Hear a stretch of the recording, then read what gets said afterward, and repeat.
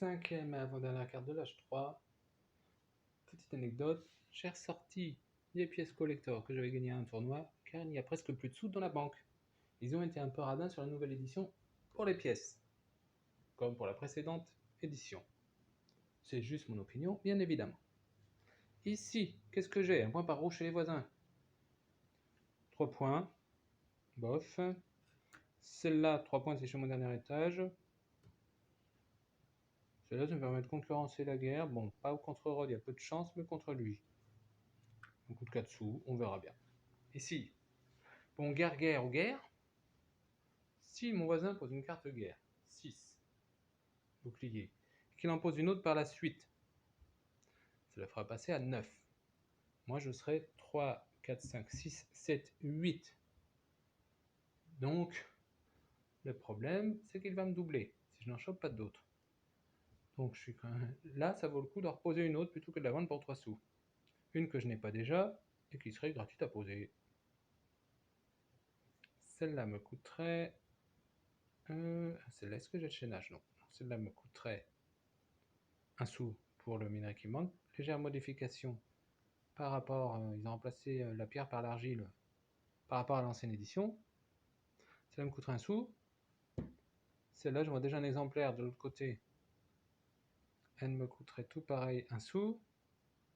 Et celle-là coûterait tout pareil 1 sou. Nouvelle carte. Donc mon voisin, il peut quasiment tout poser de toute manière. Celle-là sera plus difficile pour lui à poser. Donc voilà. Ici. Bon, si je ne pose pas celle-là, je sais qu'il y a grand chance que mon voisin de gauche la pose et donc se fasse 10 points. Mais d'un autre côté, j'ai une carte à 8 points. Il faut quand même que je fasse mon jeu. Ici, je l'ai déjà, c'est là pour 4 points. La guerre, ce n'est pas maintenant que je vais la faire. Puisque je vais laisser à mon voisin une carte à 3 points, qu'il devra payer de toute manière. Une carte à 4 points. Je peux faire un étage de merveille, puis espérer que j'aurai un truc sympa sur la fin. Ici, un point par bleu chez les voisins. 6 points minimum. La guerre, c'est pas maintenant que ça va se faire. Ah, je n'ai pas encore posé de violette cette tâche-ci. Elle est gratuite. À la base, elle m'aurait coûté... on va dire... pas mal de sous. Pour l'anecdote, je vous montre. Ah, le 2 pour le tissu que je n'ai pas. Et il m'aurait manqué deux bois ou un bois et une pierre que j'aurais été obligé de payer. Bon, 1 sou là et 2 sous là. Mais comme de toute façon je n'ai pas le tissu, la question ne se pose pas. Je n'ai pas posé de violette ce tour-ci, donc je peux la prendre. Très sympa ce petit pouvoir, cette nouvelle édition. Ici, je pourrais faire un étage de merveille. Ça, mon voisin là, de toute façon il va faire un étage de merveille aussi, le voisin de gauche.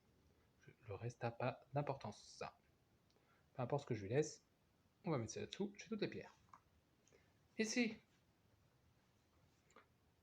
alors je laisse ça à mon voisin qui ne lui fera pas grand chose. J'ai 5 points que je risque de laisser à mon voisin. Celle-là me fait 5 points, gratuitement par chaînage. La guerre, ça peut être sympa de ne pas lui laisser celle-là, pour éviter qu'il la pose, ce qui m'évitera d'aller en chercher une dans la défausse. Je ne suis pas censé savoir que mon voisin de droite va en poser une. Mais je lui laisse 5 points, donc équivalent d'une guerre. Dans les deux cas, celle-là me coûte 3 sous. Non, petit détail, je ne peux pas la poser car je n'ai pas le chaînage.